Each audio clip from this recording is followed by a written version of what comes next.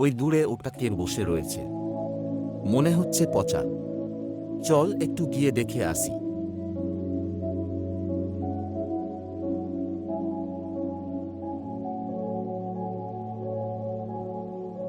আরে বন্ধু যে, কি অবস্থা? বহুদিন পর দেখা রে। আর বল, কি করছিস এখন? আর বন্ধু, কি আর করব রে, কোন রকম দিনগুলা পেরোচ্ছে কষ্ট মষ্ট করে। আর তুই বল তো কি করছিস? আমার তো বেশ দিন গলা কেটে যাচ্ছে রে। আর তোর আবার কি হলো? বেশ, তবে শোন তাহলে।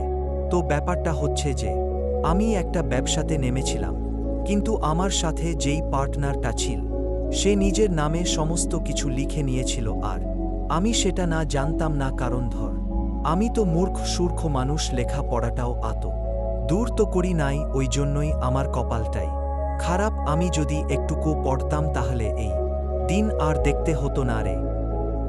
তোর কথাগুলো শুনে খুবই খারাপ লাগলো রে। আর তো টেনশন করিস না, তোর বন্ধু আছে তোর সাথে।